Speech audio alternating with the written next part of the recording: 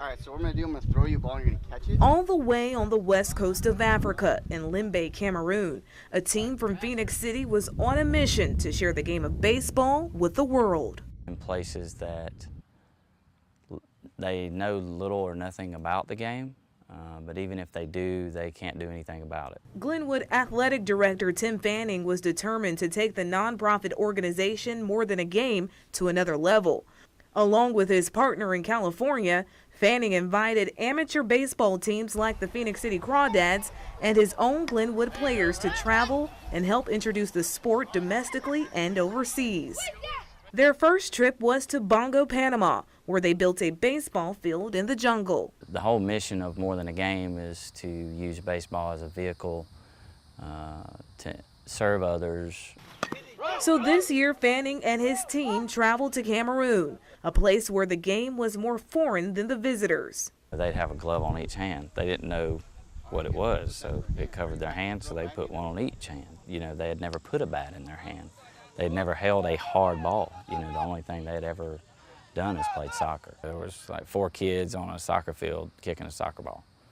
We're like, oh, well, I guess we're not going to do baseball today. I was like, well, let's get out and start throwing. We're here. So we start throwing, and, you know, 20 minutes later, there's 100 kids out there. The desire is there.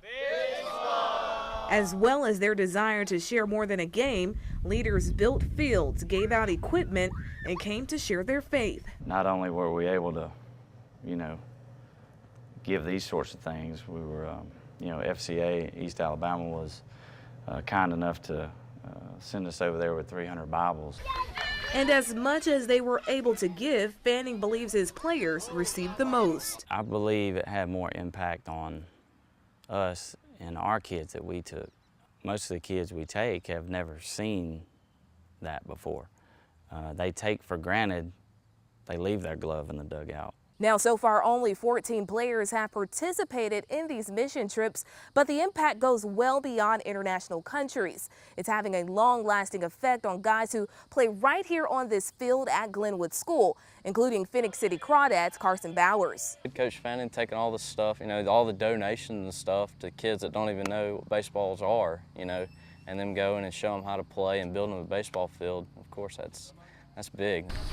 A percentage of the revenue from the Phoenix City Crawdads goes over to help More Than a Game, and the message of the organization is sticking with players. Serving the community is basically what you think of when you think of More Than a Game. It is so much more than a game because it's about life. It's about the work ethic, the discipline, the serving something bigger than yourself. And it's bigger than just simply handing out a bat and a ball. It's handing another child an opportunity to see beyond the circumstances of poverty. In Phoenix City, Kim Smith, WTVM Sports Leader 9.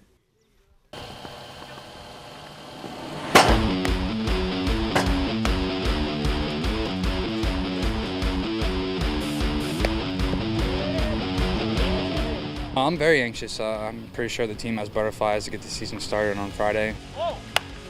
We're hoping to have a good season and build off of last year and make it even further this year.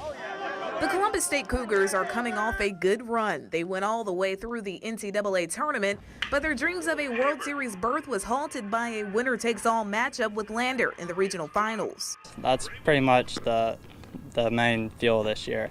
One win away, and we want to get past that game this year and go to the World Series. And not only is that big-time loss against Lander serving as some major motivation for this team, the Cougars are actually feeding off the recent success of Columbus State Athletics. See our basketball teams doing so well and the success they have, and you know it's fun to see those guys doing well, and you know well, we need to go out there and do well. You know, soccer and volleyball, they all had good seasons. 1, 2, 3, 4. Greg Appleton and the Cougars have experienced success of their own, but they can't hang on to the past. The thing is, we don't get to start where we left off last year. We have to start over again. But starting the process over won't be too different for the team, who will open up returning all but 2 players from last season. And the pitching rotation will mirror 2014's start with Mike McGinnity on the mound for Game 1. We have a lot of experience coming into this year. We know what we should do and not do. It should help us out a lot to reach our goal. Great confidence. Have a little swagger on our shoulders and our play our heads on fire, and every pitch, every practice, every hitting's just everyone's focused. Focused on making another trip to the World Series since 2007. In Columbus, Kim Smith, WTVM Sports Leader 9.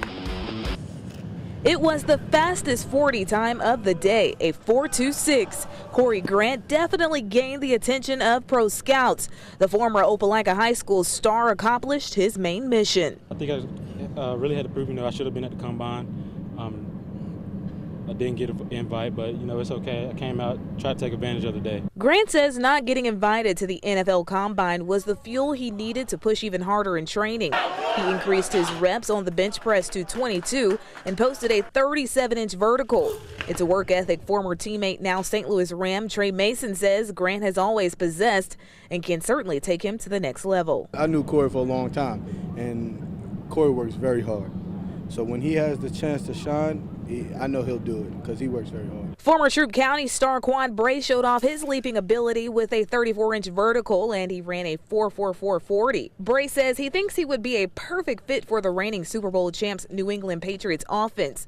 And with head coach Bill Belichick on hand for Pro Day, it was a chance to get closer to that dream. You just see the championship demeanor they carry themselves with it, and I see some of myself in them, just because the way we carry ourselves and our expectation on winning. As for defensive lineman Gabe Wright, the former Carver Tiger had an impressive combine workout, so today was just a chance to go through position workouts and continue to get better.